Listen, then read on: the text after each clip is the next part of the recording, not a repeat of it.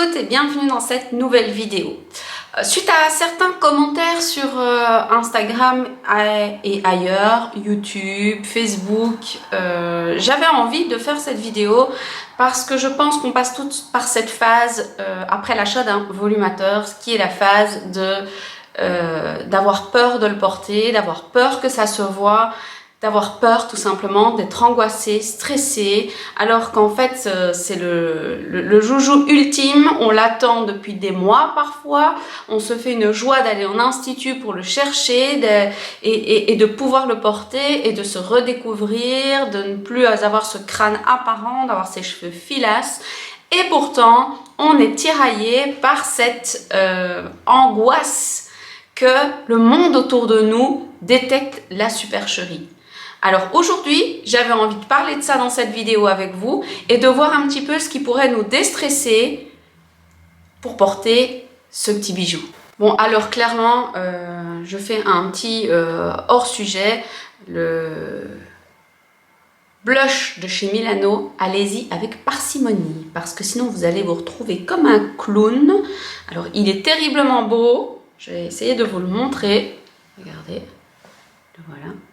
Il est magnifique, je le porte là maintenant, mais alors juste avant d'allumer la caméra, je vous assure, je ressemblais à un clown. Soit, on va commencer cette vidéo tout de suite avec comme sujet l'angoisse et le stress de porter un volumateur. Bon alors, faut pas se leurrer, un volumateur, on sait tous, on associe ça tous à la moumoute de nos arrière-grand-mères qui se voyaient à 10 km.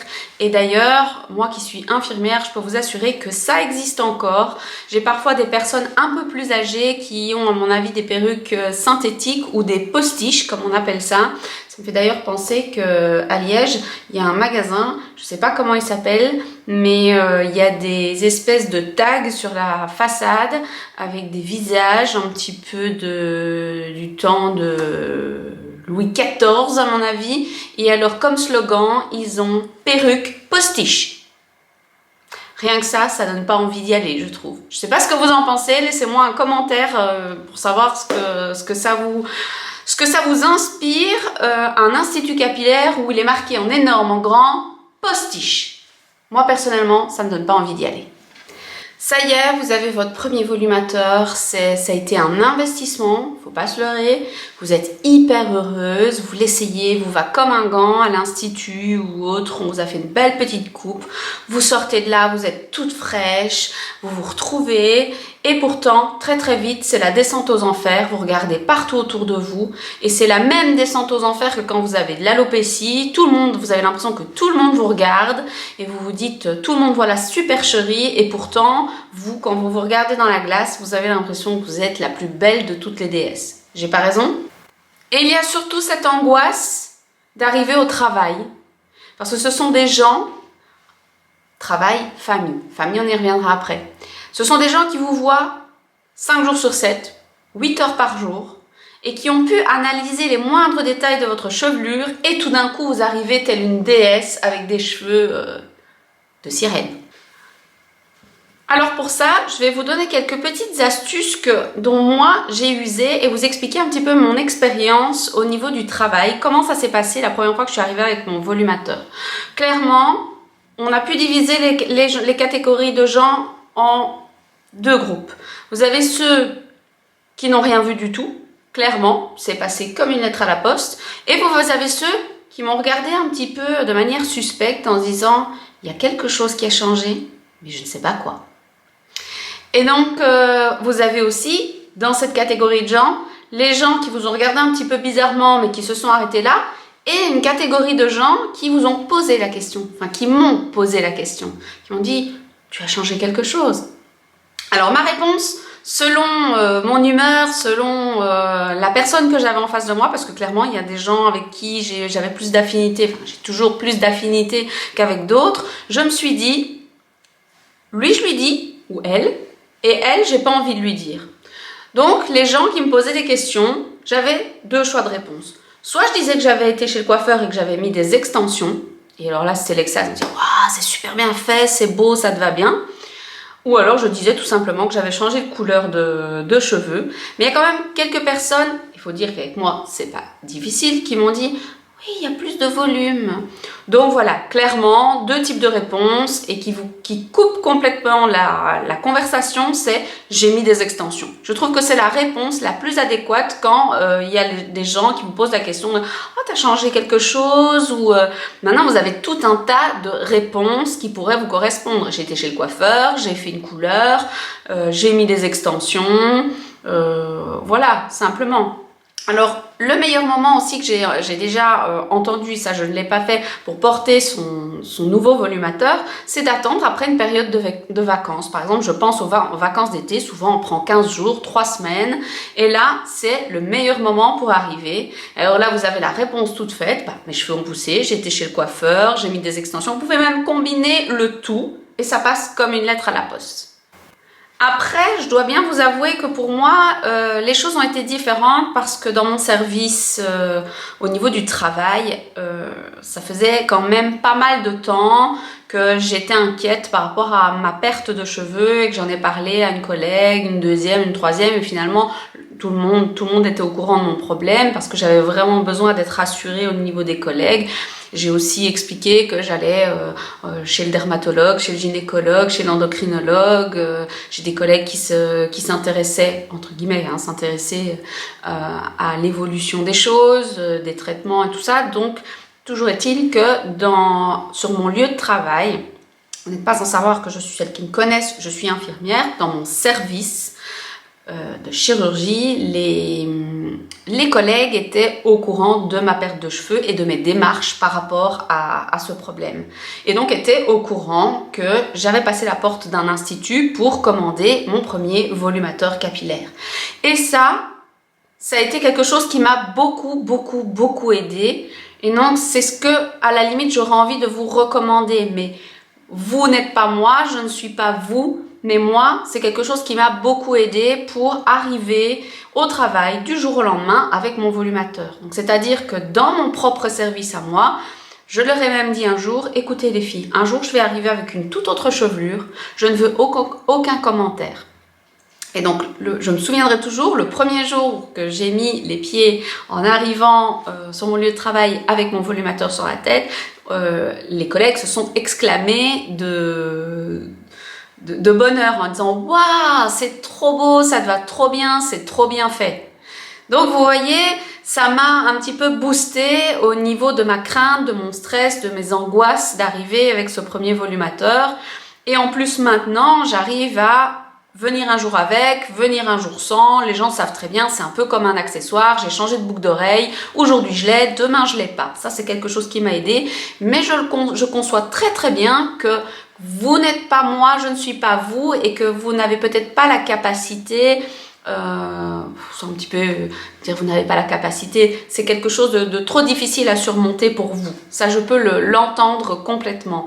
Mais voilà, gardez à l'esprit que le fait d'en parler autour de vous, ça diminue le stress, ça diminue votre angoisse et en plus, ça peut être après très bien accueilli par les autres. Donc voilà déjà pour ma première expérience au niveau du travail, ce qui a pu diminuer mon stress et mon angoisse d'arriver au travail avec ma chevelure de sirène. Deuxième angoisse, c'est une fois qu'on est un petit peu habitué à porter ce complément capillaire, ce volumateur, ce topper, appelez-le comme vous voulez, c'est cette démarcation au niveau de l'avant de vos cheveux.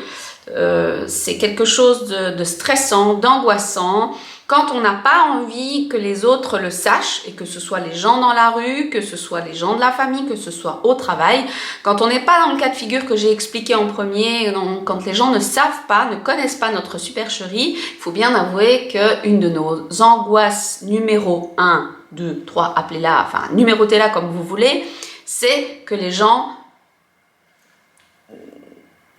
remarque qu'on porte quelque chose de faux. Vous êtes d'accord avec moi? Donc là, on va peut-être passer un petit peu à la pratique, mais un petit peu avant, je vais vous expliquer, je vais revenir un petit peu plutôt sur les types d'alopécie pour mieux comprendre. Donc si vous me regardez, je pense que vous savez déjà qu'il existe plusieurs types d'alopécie, Mais c'est pas au niveau des types que je veux parler, c'est au niveau, je voudrais plutôt attirer votre attention sur les stades d'alopécie. Donc vous avez différents stades, donc vous avez des femmes qui ont plus ou moins encore une masse de cheveux ou pas, ou vous pouvez éventuellement, ça dans les types d'alopécie, perdre des cheveux à certains endroits ou pas.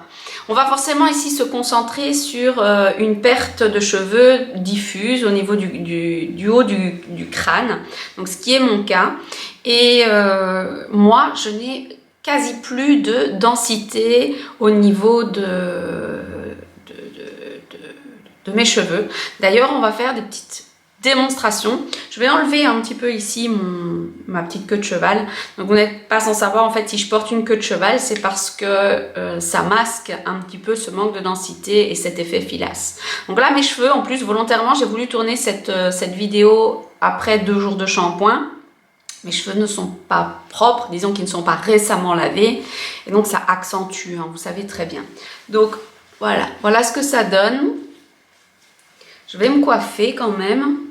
Et donc, je n'ai plus de masse capillaire du tout. Voilà. Vous voyez ce que ça donne?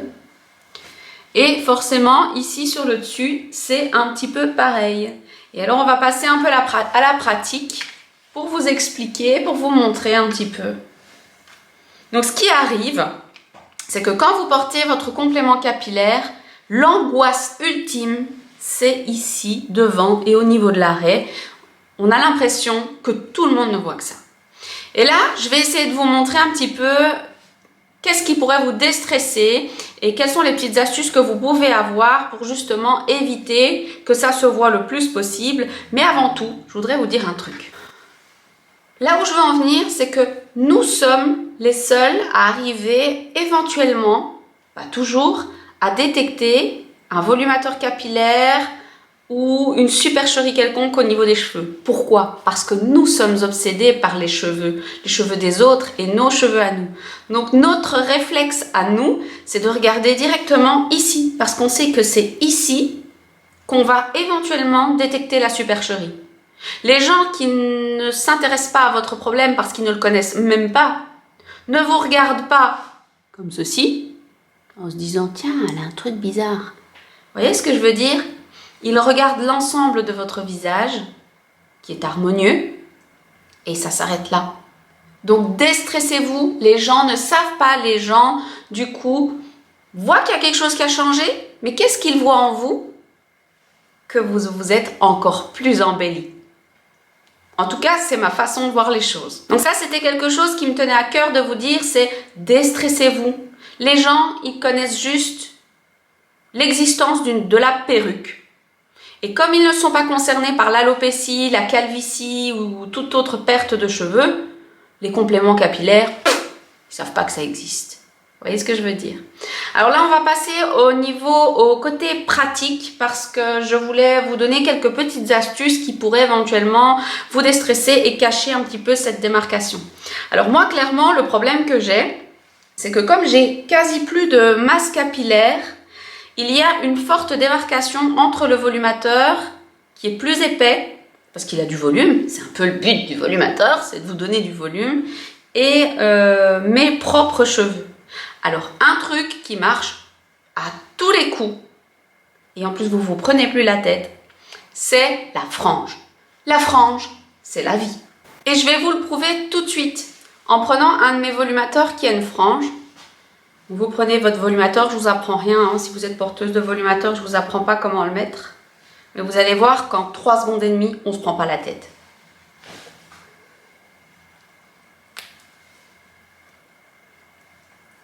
Hop, hop. Et voilà, le tour est joué. Bon, il faut que je refasse ma coloration, bien évidemment. Mais le tour est complètement joué. Vous voilà avec une frange et personne ne peut détecter quoi que ce soit. Qui pourrait éventuellement se rendre compte que vous avez un volumateur? Dites-le moi. Donc ça, c'est la première astuce. La frange, si vous ne voulez pas vous prendre la tête et en plus vous avez posé votre volumateur en quelques secondes, vous avez vu, 4 pinces, la frange est posée et on n'en parle plus. Alors je vais vous donner un deuxième exemple avec un deuxième volumateur à franges. Alors ça peut être une frange comme celle-ci, ça peut être une frange rideau, une frange quoi, peu importe, vous pouvez arborer n'importe quelle autre frange. Je vous montre avec un autre volumateur. Désolée, les pinces étaient un petit peu... Je n'ai pas vérifié que mes pinces étaient ouvertes avant, donc ça va prendre juste un peu plus de temps, parce que quand je range mes volumateurs, je les ferme, voilà. Donc ici, vous avez un autre type de frange, mais clairement, ça cache encore les choses. Donc voilà, vous voyez, hop, franchement, la frange, c'est la vie. Ça vous cache cette fameuse démarcation entre les différentes densités, volumateur et cheveux bio. En plus, c'est très joli, ça revient à la mode, et en quelques secondes, votre volumateur est posé. Un volumateur sans frange, il faut commencer à chipoter un petit peu, on est bien d'accord. Une fois qu'on a le coup de main, ça prend une minute ou deux. Mais bon, la frange, moi depuis que je l'ai adoptée, je suis amoureuse. Alors maintenant, on va passer à la pratique avec un volumateur sans frange. Je vais essayer de vous montrer. C'est pas toujours évident sur moi, mais j'y arrive quand même un petit peu. Donc vous avez ici un volumateur sans frange que je vais positionner. Et on va essayer de rendre cette démarcation le plus naturelle possible.